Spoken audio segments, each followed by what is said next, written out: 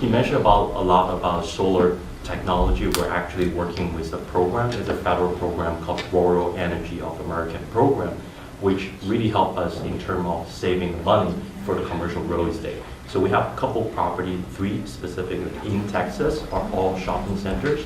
The roof are pretty old, so in order to change the roof, replace the roof, it's probably going to cost $600,000 to $800,000. By applying that program, REAP program, the federal government will provide roughly 70% from the grant money to help us to replace the whole roof. So definitely, I know a lot of people here do real estate. That's a pretty good program that you should look into.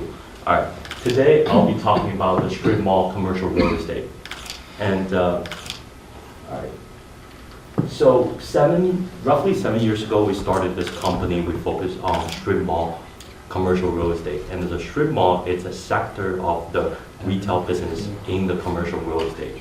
And 7 years ago, roughly 2017, strip mall is still a very niche market. Not many institutions or family office are looking into this sector. But as of today, a lot of institution money or there's a public REITs are coming into the strip mall sector. And why this whole asset becoming mainstream, why this whole asset is becoming more and more popular, and why 7 years ago we take this specific direction, and how are we doing our acquisition, how are we doing our valuation today. I'll talk in the details in the next couple slides. So this is one of the case study, one of the property we bought 2 years ago in Houston, Texas. This is a classic example of the strip mall. You can also call this a community center or a convenience center. As you can see, it's a building with 4 tenants. And the first tenant, if you own an auto car, auto vehicle, you probably know AutoZone. It's a public auto parts trading company. The next tenant is Humana. Humana is a public health insurance company, specific focus on the senior health care. And we have Metro PCS where people get their SIM card, their phone to be taken care of. We also have a laundry service. This laundry service also helps both individual and the business owners in the local market. And it's funny that I think a week ago, the owner of this laundry service called me. He's like, Hugo, I have good news. I'm like, what's up? He's like, I'm implementing the AI technology into my laundry business. And I'm going to revolutionizing the whole market. And I said, you better pay your rent. And this is the location of the property. And it's pretty close to downtown Houston, pretty close to University of Houston. But what's more important to us in terms of the selection of the locations is the population and also the average household income. We tend to select the property located in a very dense population area. So typically we look at 75,000 people within 3 miles radius, or maybe 100,000 people within 5 miles radius. And I will dive into the details later on. So you can see here, it's pretty much a very, I would say, brief description of a strip mall or a convenience center. It's on the side of a major road, which have more than 25,000 cars per day. Very high traffic. High traffic provides high visibility and also provides a higher chance to walk-in customers to my tenants, right? And also because it's sit on the sideline, on the curb line, so it has 4 different entrances and exits, which provide a very good convenience to the customers to come to the shopping center. And also because the way it sits, it also provides the designated parkings. The parking specifically designed and limited to those 4 tenants. And as you guys know today, the work from home or remote working is still a thing. Even a lot of companies are forcing the people to come back to the office. There are still a lot of companies are requiring people to work from home, maybe like 2 days, 3 days a week, or they still provide that flexibility. So now we have seen a lot of strip mall or community center, the tenants are experiencing a higher sales just because a lot of people are staying at home. Some of our tenants are coffee shop owners, taco shop owners, or laundry, or different type of like community service tenants. So they're experiencing very good growth at this point. Okay, so now I'll be talking about in terms of the acquisition, besides the numbers. I'm not diving into the numbers today. Today I'll talk about the bigger picture, the 2 factors we really look into when we are buying the strip mall asset, the commercial real estate. The first, it's the market. The second, it's a tenant. Because we're buying commercial real estate. We're not buying apartments. We're not buying mobile home park. Our tenants are business owners. Doesn't matter they're a public company or mom and pop. Doesn't matter they're like Gold's Gym, the gym tenants, or they're like taco shop, right? They're making tacos for the community. We look at the tenant mix. You don't want to have one tenant, which is a nonprofit. It's a church, it's a school, or senior care, and the tenant right next to it is selling alcohol or selling vape, because vape, CBD is a big topic. They're paying high rent, but we reject them because the community don't want that. If you have a vape shop or CBD shop at your center, a lot other tenants will be pissed because a lot of parents will not let their kids to come to this center anymore. The bubble shop or the coffee shop will not have tenants, will not have customers. So that's why we really look into the tenant mix. And there are two types of tenants we really like. One is the essential business tenants. What are the essential business tenants? They're essential to our community: healthcare, convenience store, laundry, or barber shop. The advantage of having essential tenants, one, they pay their rent because it's so essential to the community. They are making very stable income. They don't experience like a very high, very low. They're pretty stable, so they can pay their rent. The second, because when, for example, COVID pandemic happened, they're the first group to reopen, and they're the first group to receive the grant or help from the local municipality. So we like essential tenants.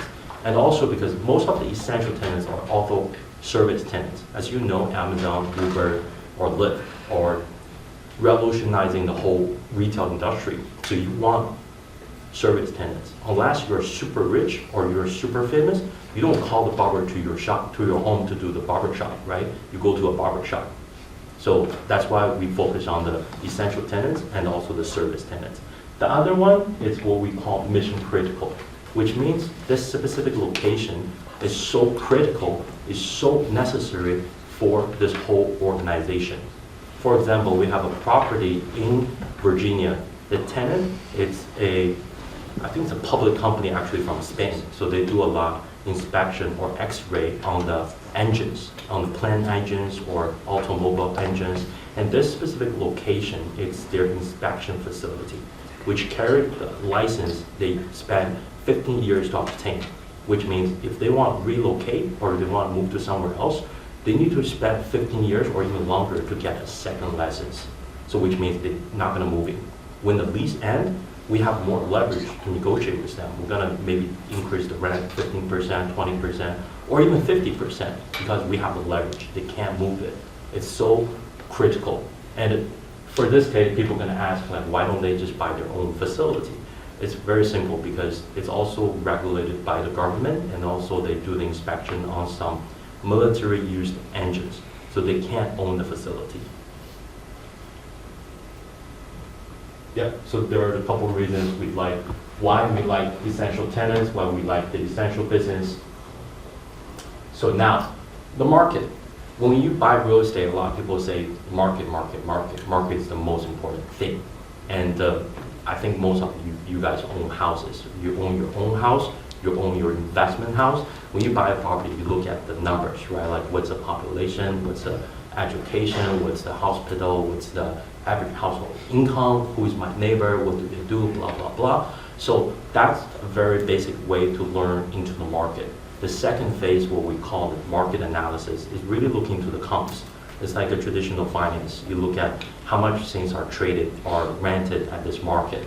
But what's more important is to understand this market and also to understand the business dynamics within this market.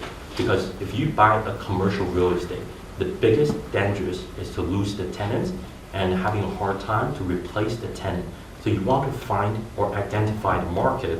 The supply is much bigger than the demand. Sorry, the demand is much bigger than the supply from a tenant's perspective, which means if you have a vacancy, the tenant will call you and they can't wait to move in. There are more tenants than the demand, than the supply in the market.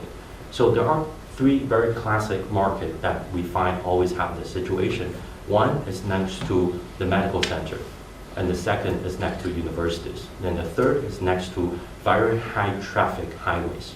those three anchor market typically have a higher demand than supply, because the best use of the land in those three markets are typically not retail. They want to build a high-rise office, they want to build apartment complex, but no one will buy a very expensive piece of land next to a hospital and build a one-story retail, right? So, which means no one will buy and build more retail in this market. The supply is here, it's flat, it's restricted. So, which means when the market getting better and better, we're gonna increase the rent because the capacity, because the competition between the different tenants. That's why we like those three different tenants, three different markets. And as you can see, those are the property we bought last year, 2023. They are located either medical center, universities, or the transportation hub. All right, so this is just a brief introduction about the properties we bought in 2023, and those are all like retail strip mall, shopping centers we bought in those anchored market. And what happened is like we achieve 100% occupancy rate now, and all of our retail properties worth probably $40 million are all 100% occupied. So what happened is that when tenants want to move out or they don't want to renew their lease, and based on the lease, they have to notify the landlord 6 months in advance, which give us the 6 months to find the new tenants, right? And also as an active landlord and also the real estate investor, you have to understand the market. You need to constantly call the local brokers, the leasing brokers, figure it out who is looking for the space. What are they looking for? They want a 2,000 square foot second generation restaurant, or they want a 10,000 square foot supermarket. So you have a potential tenant in your pocket. So when your tenants tell you, I don't want to renew, I'm moving out, you don't sweat. You know exactly who you want to bring in here. And in order to achieve that, so you have to identify the property located in those anchor market, which have more tenants than space. And also, as you can see, most of our tenants, about 95% of the tenants are occupied by mission critical and also essential tenants. And there is a little bit more I want to dive in. So a lot of people ask me, like, how do you make sure this lease is safe, is relatively safe and secured? If it's a company, if it's a public company, you want the mother company, which means the holder company, to guarantee the lease. You don't want a franchisee to guarantee the lease. You want the corporate to guarantee the lease. But if it's a franchisee, let's say Wendy's, the franchisor is guaranteed. You have to see what's the balance sheet on this franchisor. Do they own 20 Wendy's or 100 Wendy's, right? So if it's a mom and pop, let's say your neighbor opened a restaurant next to you, or your friend opened a barber shop at your shopping center, you want their personal guarantee, and you want their unconditional personal guarantee for the whole term of the lease. If you can do that, you can secure the lease. But obviously, you have to see the net worth of this person and then do your due diligence. Make sure his net worth be able to cover the lease. So if we can achieve those two, we can pretty efficiently to minimize the risk from the commercial real estate. Question. Mm-hmm. So compared to the residential lease, the commercial lease here, we talk about how many years the lease term? Yeah, that's a very good question. So I have seen leases, like there are two different type of leases. One is called ground lease, and the ground lease can be 99 years. Mm-hmm. So for example, I have a piece of land here, and you're a developer. I can be like, hey sir, I'm not gonna sell you my land, but I'm gonna lease you my land, 99 years. And then you have 20 years extension, which is pretty much like 159 years. And then because you have so long term of the lease, you can build whatever you want. That's like ground lease. So for example, a lot of Starbucks, they do ground lease. So they don't own the land. They just ground lease the land and build their Starbucks. That's the ground lease. And then the other traditional lease, typically is 10 years, and then they have either 2 or 4, 5 years renew. So they have 20 years, 30 years. But some landlord, for example, if I own a shopping center in a very good market, like it's increasing, it's expanding, it's growing, I don't want to sign a long-term lease. I typically will sign a 2 years with a 1-2 years renew. With the commercial tenants. Mm-hmm. 2 years. Okay. Yeah, but also like some tenants be like, hey, I'm gonna spend $150,000 to renovate my space. And in 4 years, you're gonna kick me out. And they know, like, if you sign a short-term lease, you wanna have that flexibility to increase the rent, right? Because as a landlord, you know how much they spend. They're not gonna move out. Even they move out, that space is gorgeous. You can lease to someone else. So there's a negotiation, but typically it's either 10 with a 1 or 2 5 years renew, or a 2 years with 1 2 years renew. Yeah, Thank you. no problem. Yeah, those are just some examples of the property we bought in 2022. But what I want to focus here is when you buy a commercial real estate, or any of you guys want to invest in the future, you want to buy the shopping center next to your home in your local community, you don't ask the broker, hey, how much the property, and then the broker tell you like $2 million, $8 million, you'd be like, that's too expensive. Whether it's expensive or cheap, it depends on the dollar per square footage that the property you are buying. And our principle, I don't care what property it is, I'm not paying below replacement cost, above replacement cost, which means, for example, Utopia is a property located in Long Island, New York, and we bought the property at a $219 per square foot basis. But in that market, Long Island, New York, if you want to build that property, it's probably going to cost $350 to $380 per square footage, which means you're buying at a price below the construction cost to build a similar property, which also means that's a pretty good entry barrier. Not many people are going to come into the market and build a new one if they can just buy existing ones, right? Unless the market is growing very, very good. So that's one key point I want to point out, is really look at the basis. So because I've seen a lot of investors or people who do 1031, they buy fabulous, good-looking Class A property, but they pay very expensive in terms of dollar per square footage. And also, you have to remember, if you're buying a commercial real estate, you're buying based on cap rate. The cap rate is a net operating income divided by a purchase price. If it's a very good cap rate, the similar price, which means a higher rent, you're buying a property where the tenants are paying way above the market. What happens if they leave, right? If the tenants leave, you're not going to be able to find a tenant who can pay higher than market rent. You might be lucky to find a tenant who are paying below market rent. You might be lucky to find a tenant. So you have to be really careful. So the other principle we have is to buy the property when the tenants are paying below market rent. And if we can achieve 7.5% cap rate and they're paying below market rent, I'm paying below market dollar per square footage, which means if the tenants leave, I don't worry about it. I don't care about it because they already paid below market rent. If the market rent is $20 per square feet and my tenant is paying 15, I'm okay to find a new tenant who is paying 16 or 17 because we're asking below market rent. It's much easier for us to find a new tenant and it's much faster to find a new tenant.